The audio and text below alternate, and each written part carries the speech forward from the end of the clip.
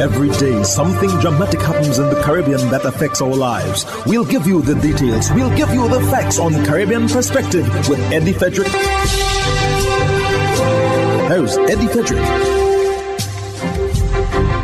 Welcome to Caribbean Perspective. So glad you can join us. The story that takes the lead in today's edition for Friday, 12th July 2024, and brought to you in association with our friends at Antillean Group. The Caribbean Disaster Management Agency, CDEMA, provided an update to the news media on Tuesday, 9th July 2024, regarding response and relief efforts. Details after this important message. Believe in our strength, we'll stand by you. Protection from all, perils big and small. Reassurance we give, it's so clear to see. Peace of mind, that's our service guarantee. We look after all our family. Yes, we do at every opportunity. Antillean Group, underwriters of all classes of insurance solutions for your protection and investment. Live well financially.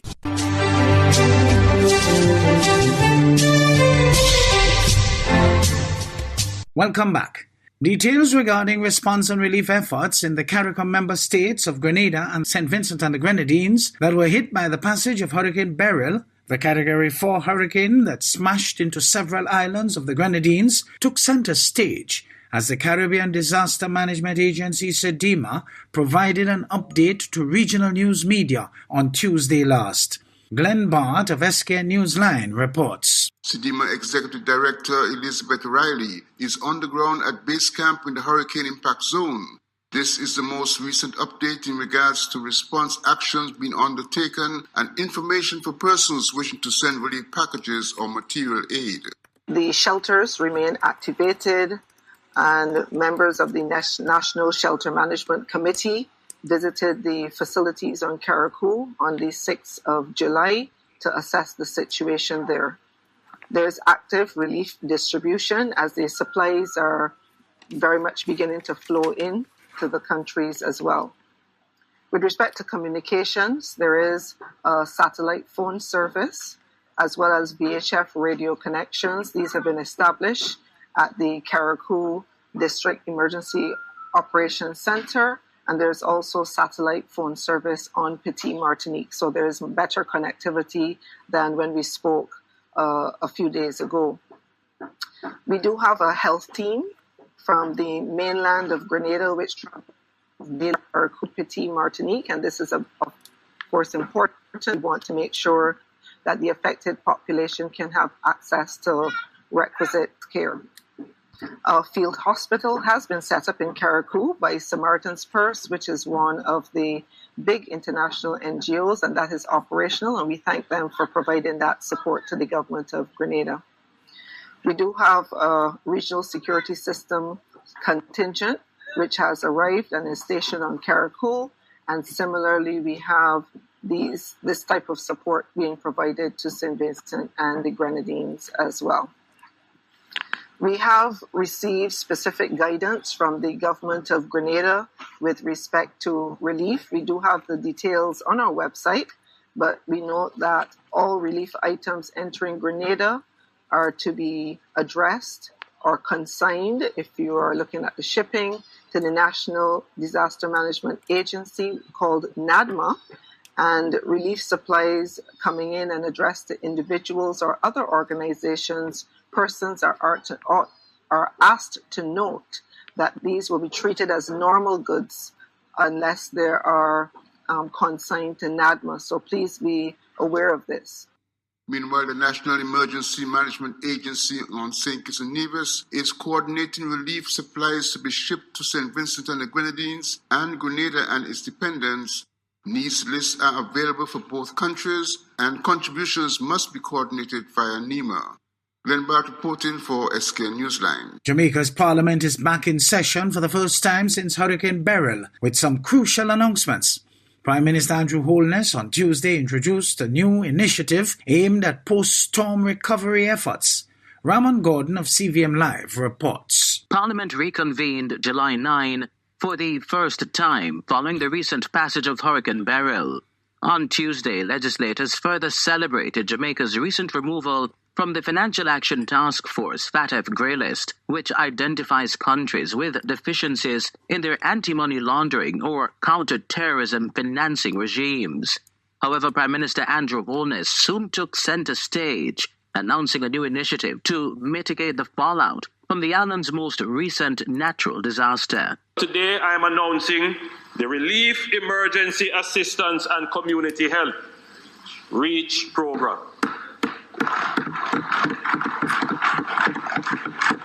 The major elements of the REACH program will include the distribution of food and essential supplies, utility, water, electricity, and telecommunications restoration, housing and reconstruction support, and economic recovery and restoration of livelihood.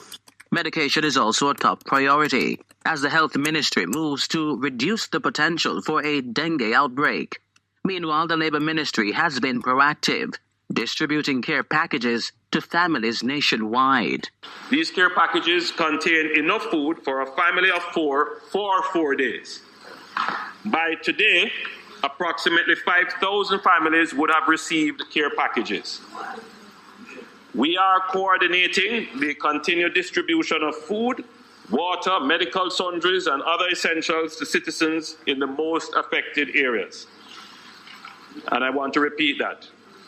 The work is going on in the most affected areas. Before burial, the Holness Cabinet allocated $5 million to each constituency for emergency relief efforts. However, Holness today moved to clarify the roles of MPs in recovery. While members of Parliament must not be viewed as the first line of response in a disaster, the reality on the ground is that they are often so viewed. It is important that they be empowered to respond to the critical needs of their constituents, but not to replace the government ministries that have the line task to do so. The government refrained from releasing a final death toll today, though the Prime Minister did confirm at least 2 deaths. The Prime Minister says while assessments are ongoing, his government is working to alleviate the strain on already struggling populations. Ramon Gordon, for CVM News.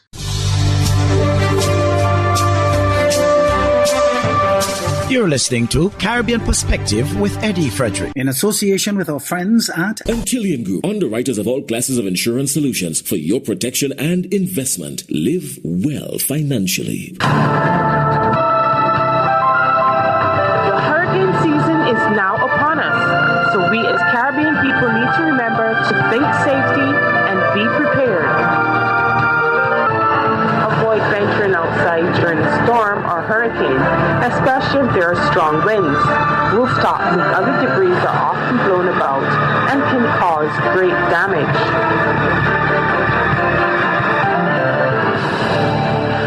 Trinidad and Tobago's reconstituted National Committee on Reparations said it is committed to pushing forward justice for crimes committed against those enslaved. This week is National Reparation Week, which focuses on repairing damage caused by 500 years of slavery, colonialism, and the Middle Passage. Culture and communications consultant Attila Springer suggests that reparations are not just about past but also the future. It is about dealing with the trauma past crimes have caused and how these have affected today's historical, spiritual, and cultural norms. TTT News has more. We need to address ways that we can begin to redress those forms of trauma, those forms of underdevelopment that exist and that persist in our spaces, so that we can move forward with a future that is clear and that is bright and that, acknowledges our history, but we are no longer victims or survivors of the trauma of our histories. According to Ms. Springer, a public lecture will be held on Wednesday afternoon exploring the topic with an eye to restitution for negative genocide and enslavement. This talk is being led by a climate lawyer and somebody who has been working with indigenous communities up and down the world, in fact, and attending climate conferences, etc., etc. Her name is Caroline Mayer Toby, and she's going to be leading us in that discussion on exploring restitution and reparatory justice for Native genocide and enslavement. Ms. Springer said this week there will be even more events aimed at raising awareness and educating the public, with a focus on educating youth about reparations in both Trinidad and Tobago. A suggestion: Barbados and other countries need to rethink the concept of resilience given the new climate crisis. It has come from People Empowerment and Elder Affairs Minister Kirk Humphrey. He believes a collective effort across the political divide is needed to address the matter. He made the point during his contribution to the debate on the Marine Transport Emissions Control Bill 2024. Mr. Humphrey, who once served as Blue Economy Minister, has also defended government's response to the situation at the Bridgetown Fisheries Complex. The new climate crisis presents to us, sir, the most unfortunate reality, where you could be hit by a Category 5 hurricane, sir. In June, the first ever recorded in history, and be again hit by a Category 5 hurricane in July. We have to rethink resilience. No person, sir, has a blueprint for what it is that we are dealing with. So we could have showed them plans for Bridgetown before Beryl. We had conversations around the insurance industry before Beryl. We were talking about transitioning from wooden vessels to the fiberglass vessels before Beryl. We were talking about completing the circle of enfranchisement and giving them access to ownership of brand new vessels before Beryl. So the idea that this is a knee-jerk reaction is simply not true. Haiti's newly selected Prime Minister Jerry Cornille and Haiti's police chief visited the country's largest hospital on Tuesday, 9th July, after authorities said they took control of the medical institution over the weekend from armed gangs. More in this France 24 English report. Surrounding streets resemble a wasteland, and the building's exterior is riddled with bullet holes. This is the state of Haiti's largest public hospital after police liberated it from the control of armed gangs. As the country's newly appointed Prime Minister, Gary Conille, toured the area on Tuesday, the former doctor decried the destruction. When I was here, 1,500 people used to come to this hospital every single day. And today, it's impossible for them to have access to care. A hospital is not a war zone. Even under the worst circumstances, hospitals are protected. Gangs took control of the hospital after they launched a series of attacks on Port-au-Prince in late February. Since then, raging gun battles have meant that both the facility and its nearby still under construction replacement have become a no-go zone. Haiti's healthcare system, already struggling before the gang violence, is on the brink of collapse. Several medical facilities and pharmacies across the capital have been looted or destroyed. After launching an operation the night before, Haiti's police chief said his forces had reclaimed the site on Monday.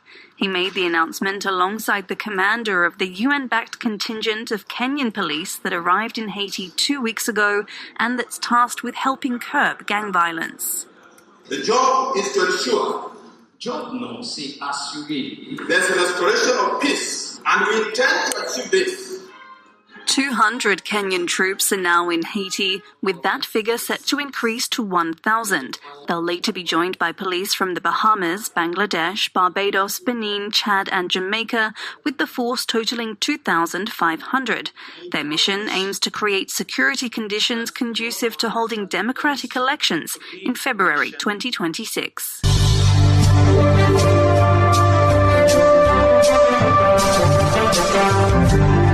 I am Eddie Frederick, wishing you a restful weekend. This has been Caribbean Perspective, a whole new approach to highlighting developments in the Caribbean. In the meantime, please follow us on Facebook and subscribe to our YouTube channel for daily regional news and more, in association with our friends at Antillian Group. Believe in our strength, we'll stand by you. Protection from all perils, big and small. Reassurance we give, it's so clear to see. Peace of mind, that's our service guarantee. We look after all our family. Yes, we do at every opportunity. Antillian Group, underwriters of all classes of insurance solutions for your protection and investment. Live well financially.